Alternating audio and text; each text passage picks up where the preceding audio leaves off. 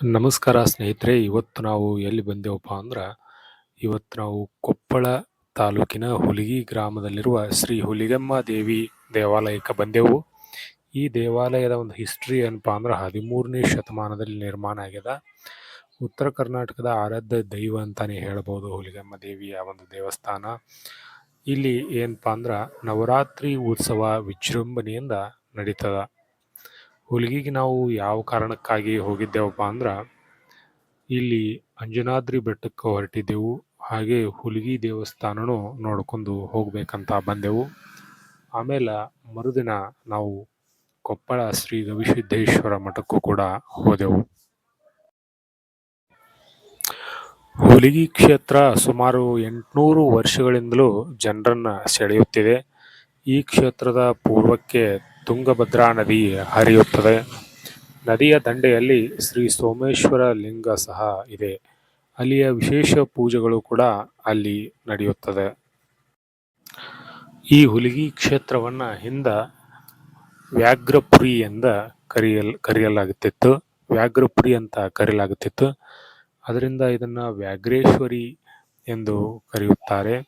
ಸುಮಾರು 800 ವರ್ಷಗಳಿಂದ ಇಲ್ಲಿ ದೇವಿ ಪೂಜೆಯನ್ನ ನೆರವೇರಿಸಲಾಗುತ್ತದೆ. ಹಾಗೂ ತುಂಗಭದ್ರಾ ತೀರದಲ್ಲಿ ಈ ಒಂದು ಹುಲಿಗೆಮ್ಮ ದೇವಿ ನೆಲೆಸಿದ್ದಾಳಂತ ಹೇಳಬಹುದು. ಪ್ರತಿ ವರ್ಷ ಭರತ ಹುಣ್ಣಿಮೆಯ 9 ತಿಂಗಳ ನಂತರ ಇಲ್ಲಿ ದೊಡ್ಡ ಜಾತ್ರೆ ನಡೆಸಲಾಗುತ್ತದೆ. ಈ ಜಾತ್ರೆಗೆ ಕೊಪ್ಪಳದಿಂದಷ್ಟೇ ಅಲ್ಲದೆ ಇತರ ಜಿಲ್ಲೆಗಳಿಂದ ಜನರು, ರಾಜ್ಯಗಳಿಂದಲೂ ಭಕ್ತರು ಆಗಮಿಸ್ತಾರ.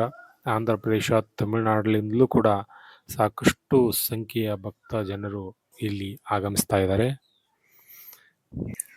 ಇನ್ನು ಹುಲಿಗೆಮ್ಮ ದೇವಿಯ ದೇವಸ್ಥಾನದ ವಿಶೇಷತೆ ಏನಪ್ಪಾ ಅಂದ್ರ, ಜಾತ್ರೆಯ ಸಂದರ್ಭದಾಗ ದೇವಸ್ಥಾನದ ಹೊರಗಡೆ ಬಯಲಿನಲ್ಲಿ ಪಾಯಸವನ್ನ ಮಾಡಲಾಗುತ್ತದೆ.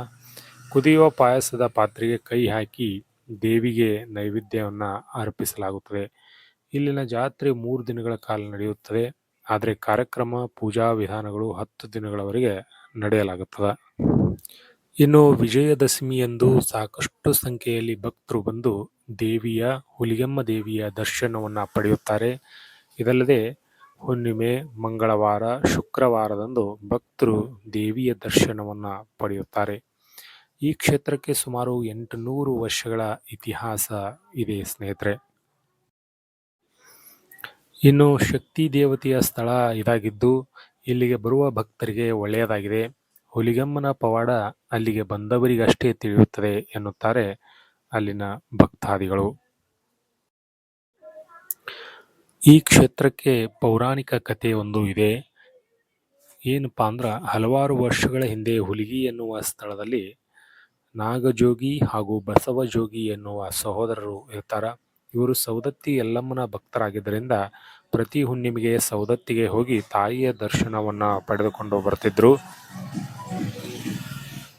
ಆ ಸಂದರ್ಭದಲ್ಲಿ ಒಮ್ಮೆ ಸೌದತ್ತಿಗೆ ಹೋಗುವಾಗ ದಾರಿ ಮಧ್ಯೆ ಜೋರಾಗಿ ಮಳೆ ಬರ್ಲಾಕ ಪ್ರಾರಂಭ ಆಗ್ತದ.